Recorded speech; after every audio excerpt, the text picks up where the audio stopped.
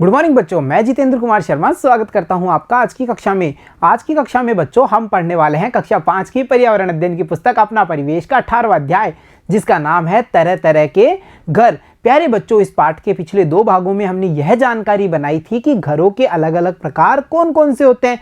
जैसे हमने देखा था ना, कच्चे घर, पक्के घर, एक मंजिला वाले घर, बहुमंजिला घर, इन सब के बारे में हमने विस्तार से चर्चा की थी। साथ ही साथ बच्चों हमने यह भी जाना था कि स्थान विशेष पर प्राप्त होने वाली सहायक सामग्री की उपलब्धता के आधार पर घरों के निर्माण में अलग अलग प्रकार पाया जाता है। यानी कि जहां पर पत्थर बड़ी आसानी से मिल जाता है, वहां पर बनने वाले मकानों में पत्थर का उपयोग अधिक मात्रा में किया जाता है।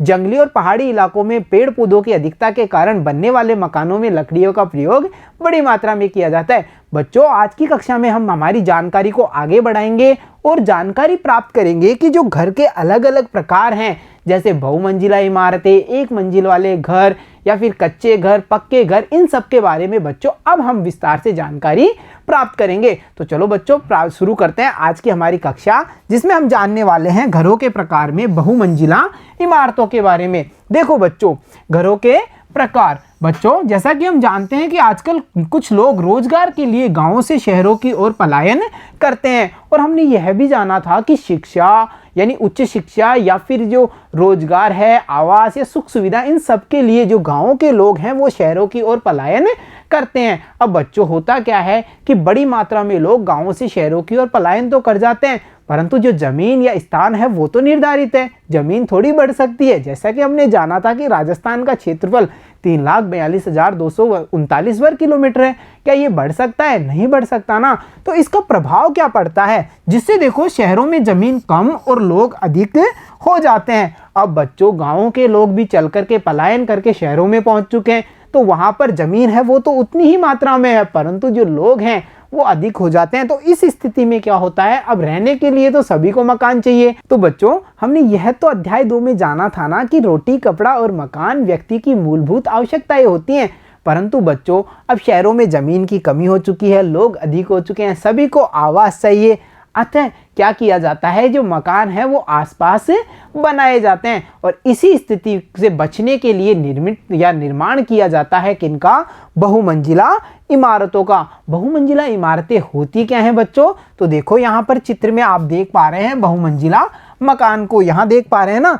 इस चित्र को ध्यान से देखने पर बच्चों हमें यह समझ में आ रहा है कि इस इमारत में अनेक सारी मंजिलें हैं, और प्रत्येक मंजिल में अलग सारे घर बनाए गए हैं, और उनमें प्रत्येक मंजिल में हम कह सकते हैं खूब सारे परिवार अपने सदस्यों के साथ में रहते हैं। तो बच्चों, अब तक के अध्याय से हम क्या समझ पाए उसको एक बार देखते हैं। यानी बहुमंजिला इमारतों के बारे में हमने क्या क्या समझ बनाई वो देखिए बच्चों। हमने जाना कि बहुमंजिला इमारतें शहरों में बनाई जाती हैं, और इन इमारतों का निर्माण क्यों किया जाता है? क्योंकि शहरों में जमीन कम होती है, जिसके कारण ऐसी इमारतें बनाई जाती हैं ताकि कम स्थान पर अधिक मात्रा में या अधिक संख्या में लोग रह सकें। और बच्चों, इसीलिए हमने देखा कि गांवों की बजाय ये जो बहुमंजिला इमारतें हैं इनका निर्माण शहरों में किया जाता है। और साथ ही साथ बच्चों, हमें यह भी पता होना चाहिए कि इसमें मकान की छत एक ही होती है।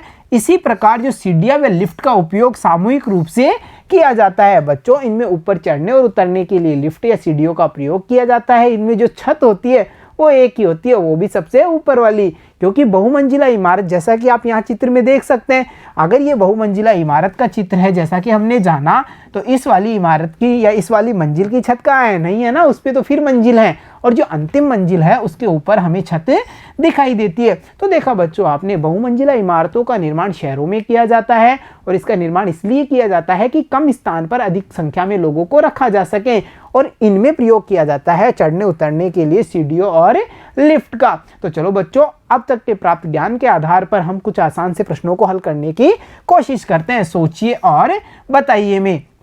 देखो बच्चों, हमसे जो पहला प्रश्न किया गया है वो है कि कुछ लोग गांव से शहर में आकर क्यों रहते होंगे, यानी वो ऐसे कौन से कारण हैं जिनके कारण गांव के लोग पलायन करके शहरों की ओर आते हैं। तो हम जानते हैं, चाहे रोजगार हो, उच्च शिक्षा हो, इलाज हो, बिजली पानी जैसी सुविधाएं हो, इन सब के लिए जो गांव के लोग हैं वो पलायन करके शहरों की ओर आते हैं। तो हमने जाना पलायन के कारणों को। साथ ही साथ बच्चों देखिए, अगले प्रश्न में हमसे पूछा है कि शहर में बहुमंजिला मकान क्यों बनाए जाते हैं।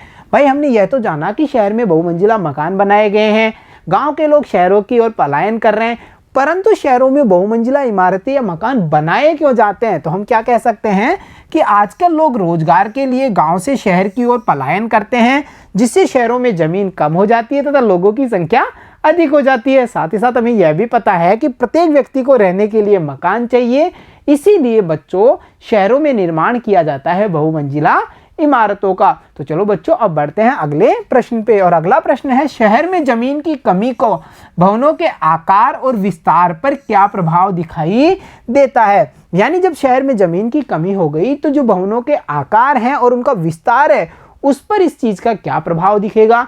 तो हमने यह समझ बना ली कि देखो शहर में जमीन की कमी से भवनों का जो आकार है वो छोटा हो जाता है और उनका विस्तार भी सीमित होता है। साथ ही साथ हमने यह भी जाना कि इस स्थिति के कारण ही शहरों में बहुमंजिला इमारतों का निर्माण किया जाता है। तो देखा बच्चों आपने, जो जमीन की कमी है उसका मकान के विस्तार और आकार पर भी प्रभाव पड़ता है। तो चलो बच्चों अब देखते हैं आज का अगला प्रश्न, और हमारा अगला प्रश्न है, बहुमंजिला मकान में रहने वाले लोगों को क्या क्या सुविधाएं रहती होंगी? यानी बच्चों इतना सारे हम अंदाजा लगा पा रहे हैं ना, इतनी बड़ी बहुमंजिला इमारत है, 10 मंजिल 20 मंजिल की, उसमें कितने सारे परिवार रहते होंगे, तो इनको आपस में क्या सुविधा होती होगी उसका भी पता करें। तो देखो बच्चों, बहुमंजिला मकान में एक साथ कई परिवार रहते हैं, वे एक दूसरे की सहायता करते हैं तथा सभी लोगों को एक साथ पानी, बिजली आदि की सुविधाएं सरलता से उपलब्ध हो जाती हैं। साथ ही साथ हम ये भी समझ सकते हैं, जब इतने सारे परिवार साथ में रहते हैं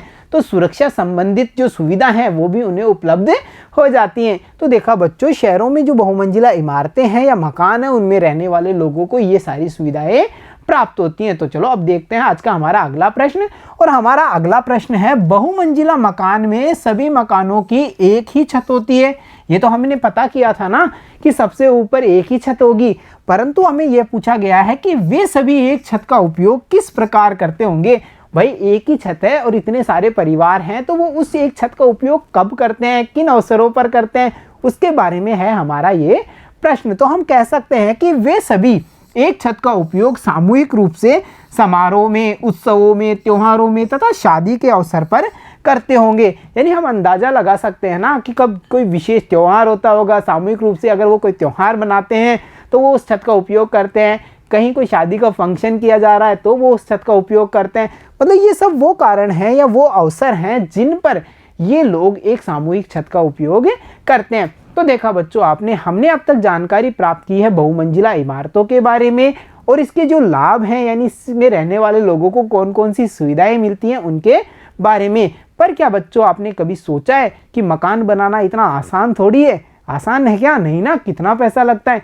तो क्या कोई ऐसा तरीका है जिसके द्वारा सरकार ने प्रयास किया हो कि सभी को अपना अपना घर मिल सके? तो चलो बच्चों अब हम जानकारी प्राप्त करेंगे हाउसिंग बोर्ड के मकान के बारे में कि हाउसिंग बोर्ड के मकान होते क्या हैं, ये व्यक्तियों को कैसे प्राप्त होते हैं, इनके लिए दिया जाने वाला धन व्यक्ति कैसे चुका पाता है, इन सब के बारे में अब हम जानकारी प्राप्त करेंगे। तो देखो बच्चों, सभी सुविधाओं से युक्त मकान बनाने के लिए अधिक पैसा खर्च करना पड़ता है। मकान बनाना बड़ा आसान काम नहीं है, इसके लिए देखो कई सारी आवश्यक सुविधाएं भी चाहिए साथ साथ में। जैसे मकान तो हमने बना लिया, अब हमें बिजली, पानी, शिक्षा के लिए आसपास विद्यालय, ऐसी कई सारी सुविधाएं हैं जो भी हमें चाहिए, और वो सब सुविधाएं जुटानी हो तो हमें अधिक पैसा खर्च करना पड़ता है। और बच्चों, लोग मकान अपनी आवश्यकता एवं क्षमता के अनुसार ही बनाते हैं। यानी उन्हें अगर 2 कमरे का मकान चाहिए तो वो 2 कमरे का ही बनाते हैं। अगर उन्हें केवल एक छोटे एरिया में रहने का ही उनके पास बजट यानी पैसा है तो वो ऐसा छोटा मकान नहीं बनाएंगे। तो हम कह सकते हैं ना कि व्यक्ति या लोग अपनी आवश्यकता एवं क्षमता के अनुसार ही मकान बनाते हैं। तभी तो कुछ मकान छोटे और कुछ बड़े, कुछ कच्चे और कुछ पक्के होते हैं। यही कारण है कि मकानों में भिन्नता पाई जाती है। जिनके पास अच्छा पैसा है, अधिक पैसा है, वो बड़े मकानों का निर्माण करते हैं, पक्के मकानों का निर्माण करते हैं। जाना था ना हमने, कुछ मकान तो महलों की तरह आकर्षक होते हैं, परंतु जिनके पास उचित मात्रा में या पर्याप्त पैसा नहीं होता वो कच्चे या छोटे मकानों का निर्माण करते हैं। तो बच्चों, इन सब से हमने क्या समझ बनाई कि मकान यानी आवास एक मूलभूत आवश्यकता है। तो अब हाउसिंग बोर्ड का इसमें क्या रोल होने वाला है? तो देखो बच्चों, सरकार द्वारा भी सुविधा युक्त मकान बनाकर दिए जाते हैं। जैसा कि आप यहाँ पर देख पा रहे हैं कितने प्यारे प्यारे मकान हैं, ये एक हाउसिंग बोर्ड के द्वारा बनाए गए मकान है। यानी सरकार क्या करती है कि अपनी जमीन पर पर्याप्त मात्रा में एक ही प्रकार के कई सारे मकानों का निर्माण करती है और जो इन्हें आवश्यकता होती है उन व्यक्तियों को ये मकान दिए जाते हैं। कैसे? तो देखो, जिसका भुगतान हमें छोटी छोटी किस्तों में करना होता है, यानी एक निर्धारित सीमा के अंदर निर्धारित धनराशि हमें किस्तों के रूप में चुकानी होती है और ये घर अपना घर बन जाता है। साथ ही साथ देखो बच्चों, इस प्रकार सभी को अपनी आवश्यकता व क्षमता के अनुसार मकान मिल जाता है और ये मकान बच्चों हर प्रकार की सुविधाओं से युक्त होते हैं। हमारे राज्य में राजस्थान हाउसिंग बोर्ड इस प्रकार के मकान बना करके देता है। तो देखा बच्चों आपने, व्यक्ति की जो आवास संबंधी आवश्यकता है उसको पूरा करने के लिए सरकार भी प्रयासरत है और इसी के लिए बनाया गया है हमारे राजस्थान में राजस्थान हाउसिंग बोर्ड। इसका गठन इसलिए किया गया है कि जो आवश्यकता वाले व्यक्ति हैं जिन्हें मकानों की आवश्यकता है उन्हें यह संस्था या यह हम कह सकते हैं यह जो बोर्ड है यह मकान बनवा करके देता है और इस मकान की राशि व्यक्ति छोटी छोटी किस्तों के रूप में भुगतान करता है। तो देखा बच्चों आपने, आज की इस कक्षा में हमने घरों के प्रकार में जाना, बहुमंजिला इमारतों के बारे में, साथ ही साथ हमने यह भी चर्चा की कि कैसे हाउसिंग बोर्ड के द्वारा मकानों का निर्माण किया जाता है और व्यक्तियों को वो मकान दिए जाते हैं। तो प्यारे बच्चों, आज की इस कक्षा में इतना ही। मिलता हूं आपसे अगली कक्षा में, तब तक के लिए धन्यवाद बच्चों।